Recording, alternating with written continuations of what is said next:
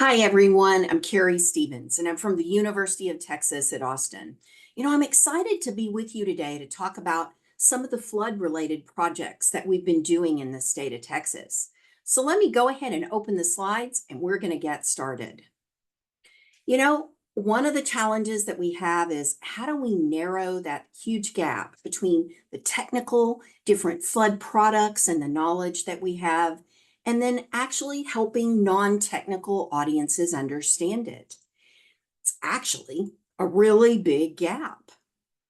Well, let's first of all think about how technical experts, including myself, often think about how people interact with information. First of all, we identify these really cool, good technical solutions, and we just want other people to implement them. The other thing we do is we rarely include human behavior in our models because behavior is really messy. And then finally, we tend to treat our audiences for this information as kind of passive recipients. Well, people, unfortunately, they think about information a little differently. First of all, they ignore information that's too technical or not salient for them. The other thing they do is they're often not influenced by experts. And a lot of the reason is they need to trust the information and also the source of the information. And then finally, humans can be very emotional and make decisions emotionally instead of rationally.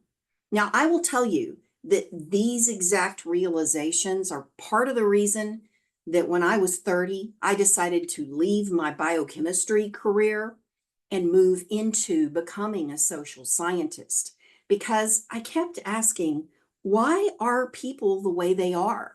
And so I've been really fortunate to get to, for the last 20 years, study human behavior, communication, and now I've really honed in on how are we going to solve some of these very serious flood issues.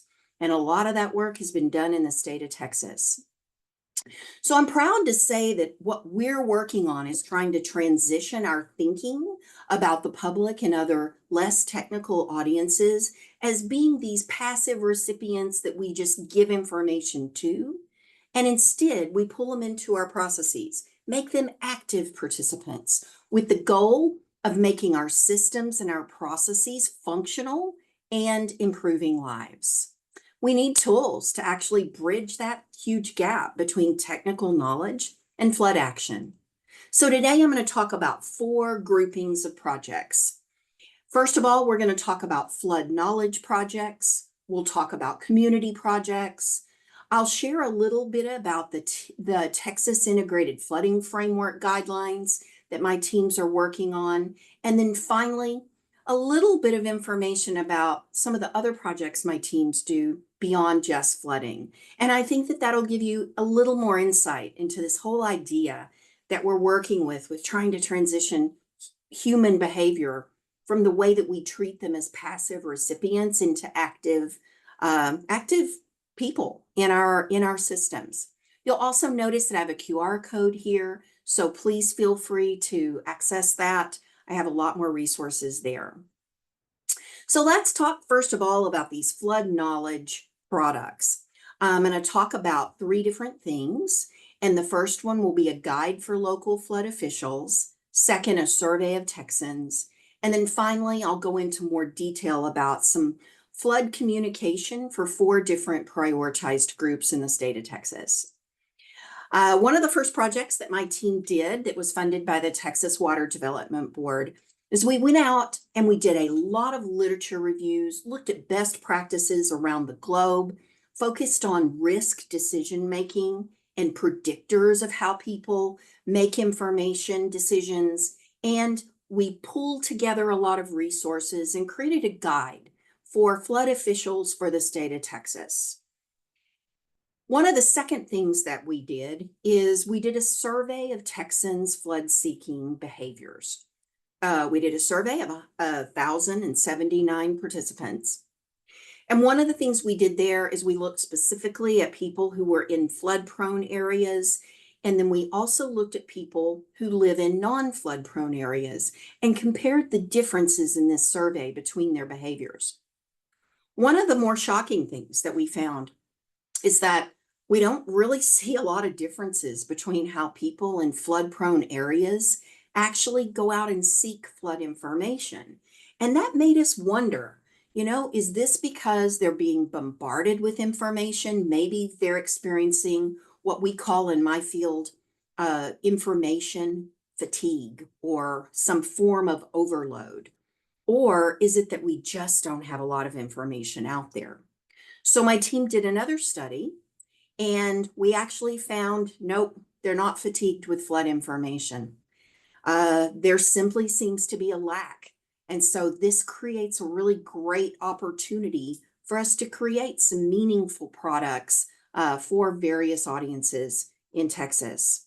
We also found in this survey that the norms, in other words, if you see your neighbors preparing or seeking flood information, you're a lot more likely to do that yourself, and also the emotions that people feel around flooding. So if they have excessive amounts of fear or anger, these kind of emotions a lot of times will drive how people seek flood information. And then finally, it's important for people who are involved in sharing information to communicate to the public that there's a high probability of flooding in this area, because that also drives these behaviors. Let me move to our third project now, and I'm going to go into a little bit more detail here. My team did a project, once again funded by the Texas Water Development Board, and the goal was to really do literature reviews, best practices, extensive focus groups to try to identify 4 different groups in Texas that have a high need for flood information. And then we actually developed messages for each of those 4 groups. So the first thing that we did is we set out and we did some research on Texas. Now, if you're a native Texan, you might know that Texans are proud. They are independent. And if you look at the most successful campaign that we have had in Texas, you'll find that it is a campaign called Don't Mess with Texas. Now, that is an anti-littering campaign. And not surprisingly, if you go out and you say, don't litter, well, that's a challenge to a very independent-minded person. But instead, if you talk about don't mess with something that they value, this really taps into the essence of, I think, Texas culture. We iterated on a lot of messages related to flooding with these ideas in mind, got feedback from these different groups. We included a lot of Spanish speakers in our focus groups, and we came up with a general message for the state of Texas, and it's Texans fight floods together. Now, you're going to see as I go through this that all the messages that we developed can also be customized. This is another thing that taps into Texas pride and Texas culture. And that is, we could say Houstonians fight floods together. We could say Waco fights floods together. So the communities in Texas can actually customize this message to make it feel even more local. Now, one of the first prioritized groups that we focused on are new Texans. And a lot of people may not be aware, but we have one of the largest growth rates happening in the United States right now. Lots of people are moving into Texas. Now, if you notice the center part of my graphic here, all these different highlighted counties, that is a part of Texas that is known as Flash Flood Alley. And that is where the bulk of the growth is happening, along with another county that experiences a lot of flooding, Harris County, which is where Houston is located. We also find that a lot of people are moving into urban areas that are at risk for a different kind of flooding. They're at risk for flash flooding, and they're at risk for drainage type related flooding issues. So the message that we targeted to newcomers really tapped into this notion of curiosity, their info-seeking nature when they're new to a community. We really believe we need to be including things like QR codes to make information very accessible. Now, I will tell you before I show the graphic and everything, one of the challenges that we have is we don't really have a good tool right now for people to access, because our message that we designed is called Check Your Flood Risk. And eventually the idea is that we'll be able to send them to a specific URL, and they will be able to look up their information and better understand both their flood risk as well as how to get prepared for floods. Let's take a look at our second focused priority group. And these are young adult males. You know, young adult males are the most likely age group and demographic to die when they drive through floodwaters. So there's some things about young adult males that actually are very much in common with the Don't Mess with Texas campaign. And first of all, they feel invincible, right? I'm not going to die driving through floodwaters. Furthermore, they have a very prized possession at that age, usually 18 to 35. You know, they may not have purchased a house. Their most prized possession, yep, you're right, it's that vehicle. And in a lot of cases with young adult males in Texas, it's that truck, right? They also commented in our focus groups that insurance is really expensive, so they don't want to hurt that truck. So we started thinking, how do we tap into that with a message? Because when we would show them the National Weather Service and NOAA's message related to turn around, don't drown, they would make comments like, I'm not going to die driving through water. My truck can make it. So here is what we suggested. Keep your car high and dry. This taps into that notion and reminds them, oh gosh, insurance is expensive. I don't want to hurt my truck. So if they feel invincible, they actually know that truck is not necessarily invincible. So let's take a look at our third prioritized group, and that's older adults. We have a growing population of older adults, and in parts of Texas, that's some of our largest demographic that is growing. And so whenever we took a look at the FEMA materials that are made to help older adults get prepared for floods, our focus group participants would just kind of look at them and go, ooh, that is too much. Would you please tell me what I need to prioritize? How do I break down getting prepared and understanding my flood risk? So we thought about ways to help them manage this overload and also ways to encourage them to talk to others around them, because sharing that information is very important, regardless of age, but especially for older adults. So the message we came up with here is called Take 5, Prep 5. And here's the idea. Take 5 minutes today and think about what are the 5 top items that I need to get prepared for a flooding disaster. Tomorrow, come back, take 5 more minutes, and prepare 5 more items. So it chunks the information and breaks it down.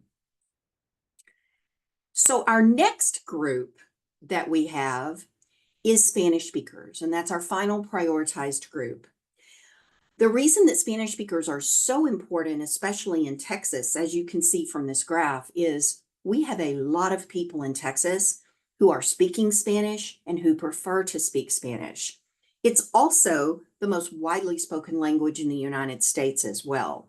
So it's very important that everything is translated, and it's important for you to mention it's more than just translated. We need these messages to be culturally appropriate to the areas where these messages are going to be deployed. And let me give you an example. In Texas, we have an upper Rio Grande Valley, which is close to El Paso and New Mexico and Mexico. We also have a lower Rio Grande Valley area that is close to the Gulf Coast and the southernmost part of Texas. Well, in that southernmost part of Texas, they talk about hurricane season, and everyone gets prepared for hurricane season. But that is not what they call it in that upper Rio Grande Valley area. They call it monsoon season. Why do you think that is? Well, a lot of the weather patterns that are affecting that part of our state are coming from the Pacific. And the term used usually in the Pacific is monsoon season.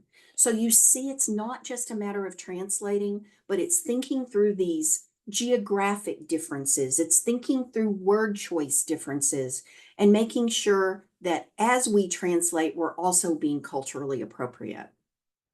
Now, if you want to learn more about these messages, I gave a talk at a conference in December of 2023, and you can check that out on the YouTube video.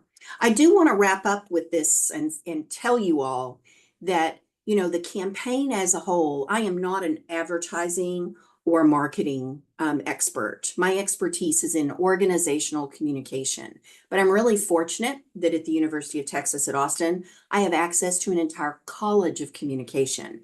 So I was able to pull in experts in these different areas for us to create a flood awareness campaign for the state of Texas.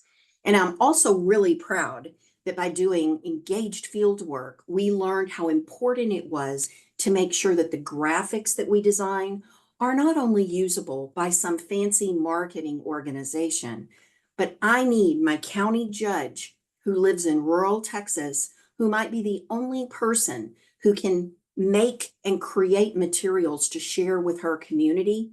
I need her to be able to do this on her computer. Well, come to find out, PowerPoint is one of the easiest, most commonly used platforms. So all the graphics are designed with standard colors available in PowerPoint and standard fonts, easily customizable by someone without a fancy marketing program and without marketing experts. Do you remember at the beginning, I talked about people, and that people don't always make these rational decisions? Well, by doing what we did in this project and targeting our messages to the actual users, the messages become a lot more salient, and it increases the likelihood people are going to pay attention to them. So let's move to this second body of projects that are our community-based approaches.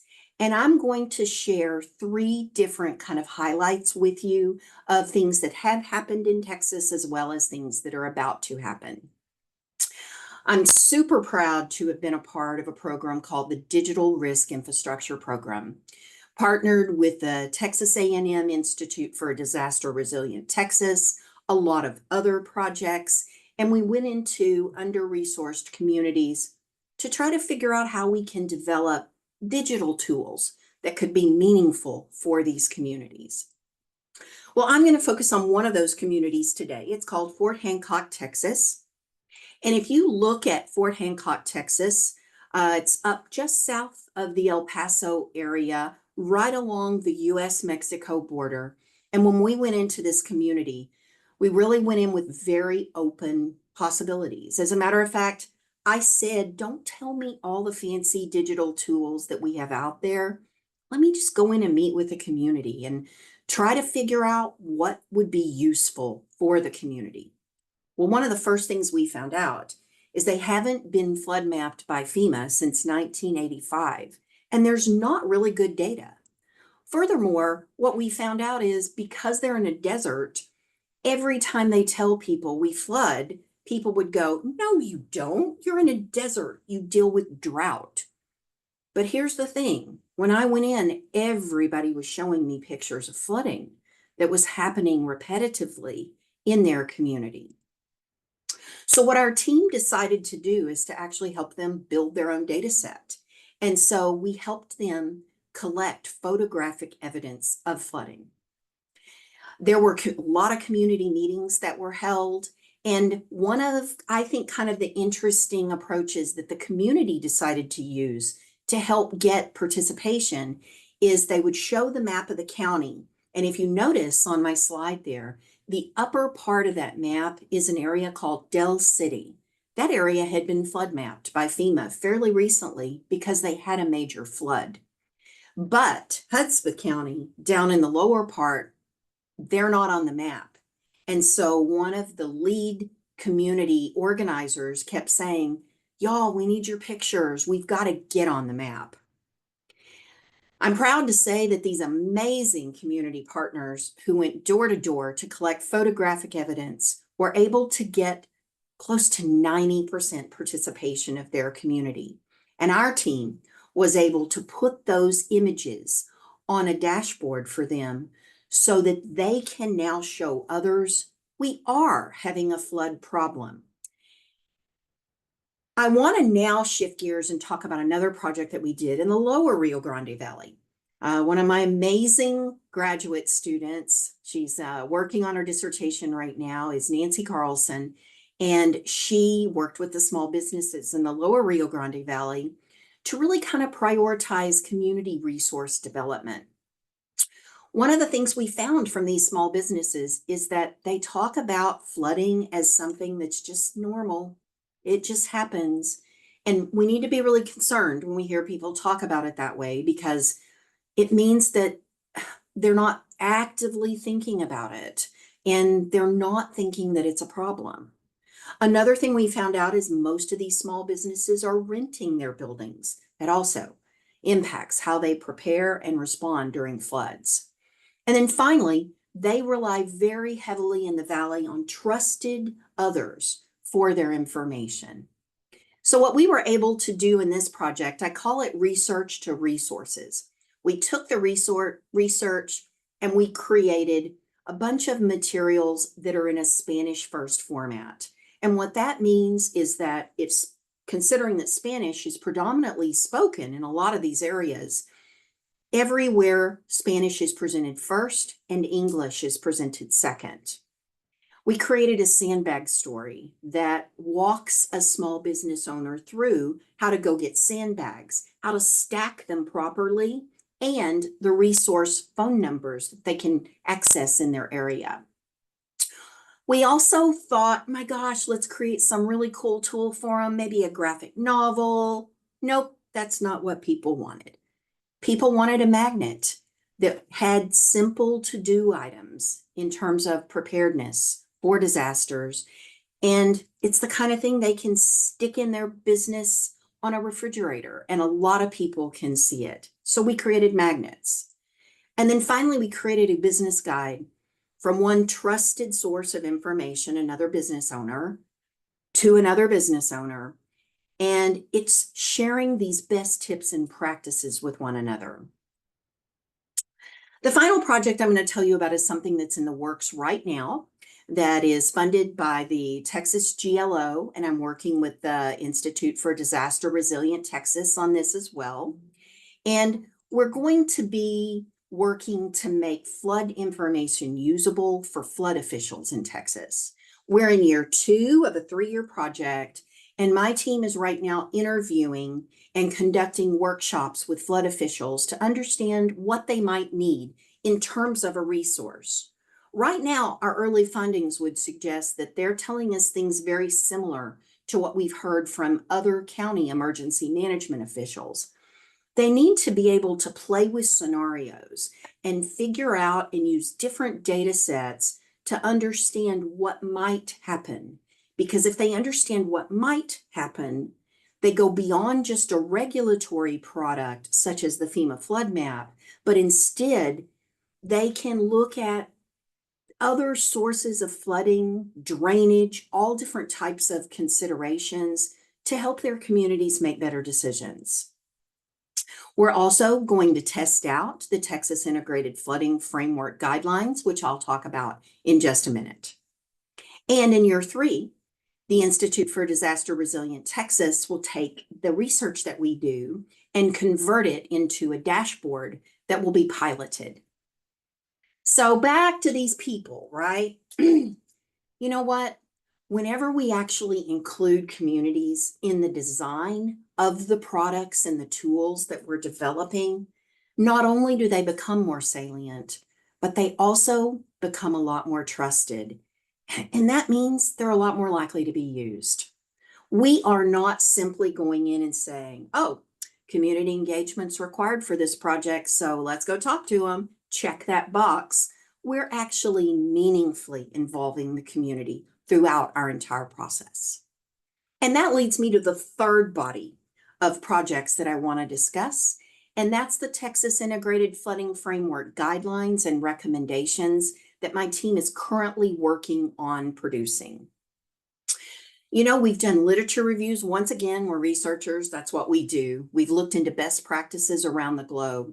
And our focus here is on how can we best communicate and visualize flood risk. We've identified many different target user groups, We have them in large spreadsheets, and then the decisions that they need to make around flooding. And we've narrowed it down for this project to 3, with the hope that in the future we can go back to that list that we've compiled and do additional research and testing on more different target user groups. But here in phase 1, we're focused on homeowners, renters, and Spanish speakers.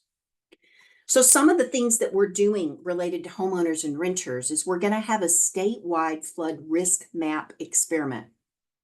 Now, as a social scientist, the way that we do experiments is that we are often exposing different groups of people to different information. So we're going to use maps and ideas that have been created by the Institute for Disaster Resilient Texas's Buyers Aware map product.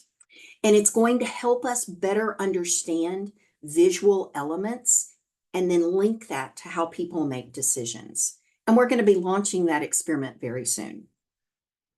The other thing we're doing is we're working in the lower Rio Grande Valley to really dive in and focus on Spanish speakers and also understand how can we culturally tailor information to better meet the needs of people in the lower Rio Grande Valley. We'll be interviewing a lot of stakeholders in the area, partnering with the Museum of South Texas History, and once again, we'll run some of those experiments so that homeowners and renters and small business owners will look at different kinds of maps and other ways to visualize flood risk to give us insight into the best ways to help communicate and visualize their risk. Let's go back to people again. By having these different guidelines that help the people who are designing flood products and collecting flood data in Texas, whenever we've involved the people and have guidelines, it increases the likelihood that the information generated will actually be usable and that people will then use these tools that are developed to help them make better decisions. The last body of projects that I want to talk about, I'm actually going to do a kind of a deep dive into one project. We're working with El Paso Water. And one of the challenges that water utilities have is how do we get people to conserve water, especially when we have things like extreme water breaks and extreme winter storms? So they actually have a very similar problem to what we have with flooding. And that is, quite often we treat water customers, we treat all types of utility customers as these passive recipients of information. But we actually need their cooperation, especially if it's something like trying to keep massive pipes from breaking so that we have very serious problems in extreme winter weather, just as one example. So this is an interdisciplinary project where we've brought together civil engineers and social scientists and a fantastic water utility that's very committed to trying to figure out how we address things like cold weather, but also things like fats, oils, and greases, and trying to help people understand that even though flushable wipes are called flushable wipes, they're actually not very flushable because they create all kinds of challenges for water utilities. We're doing surveys, focus groups, and experiments. It's a 4-year project, and we're in year 2 of that project. So let me give you some early findings from this study. Probably not surprising, considering that even in an area where a lot of people speak Spanish, we tend to have most of our messaging in English. And so if you speak English well, then you tend to be more prepared for these types of disasters than people who don't. We also find that dichos, which are catchy sayings, and they're very culturally appropriate ways to share information, they offer a lot of promise for how we might be able to message from water utilities or really from any kind of source and really tailor in specifically for a Spanish-speaking community. We found several things from our experiment that are not too terribly surprising, but we found that women, older adults are more likely to conserve water. But we also found that people who have a preference for speaking Spanish they are more likely to conserve water as well. We also found that norms matter. Once again, these norms are coming back up because if they think their neighbors are going to comply with requests, then they're a lot more likely to do so as well. And we find that people have a higher intention to comply with requests that require low effort. So turn off the soap while washing your hands is a whole lot easier than asking people to wrap their outdoor pipes. And by the way, I think this is very applicable to the various flooding projects that we're doing in Texas. And so we hope to apply some of these findings and then go test them in a flooding context. So I'm just going to quickly show you some of the experimental design materials that we used as part of this study, because what we're trying to do is to really make everyone active participants in system functionality. And so we're looking at the types of wording to use, the types of messaging to communicate to increase the likelihood that they're going to work together with their water utilities. Let's come back to people again and think about human behavior. You know, this study really demonstrates how if we deeply understand what influences people's behavior, things like norms, the culturally appropriateness of messages and approaches, using emotions to discuss items, then we'll know better how to craft messages that will allow people to make better decisions for themselves. You know, today I shared these 4 kind of buckets of projects going on in Texas: flood knowledge related, community involvement, the TIF guidelines, and projects beyond flooding. I'm really excited about the fact that we are transitioning from our thinking that we just send these messages out passively to our passive audiences to pulling them into the process early to find out what they value, what they need, and we're going to make them active participants in our processes. You know, as we develop these tools, I hope that we'll help people better understand their flood risk, because we've got to think differently about how to bridge between technical knowledge and into flood action. I'd like to thank my collaborators, and I have a lot of collaborators in a couple of different slides. These kind of projects could not be done without some really fantastic people in a lot of different interdisciplinary fields. And they also could not be done without the help of our funders. And so acknowledging our funding sources, ranging from the National Science Foundation to various Texas funders and partners in our projects, are really, really important moving forward. You know, I'd like to thank you all so much for your time today. I want to remind you that that QR code will allow you to access information that I covered. And I really look forward to continuing this work in Texas and seeing if we can make a real difference in the lives of Texans. Thank you so much and have a great day.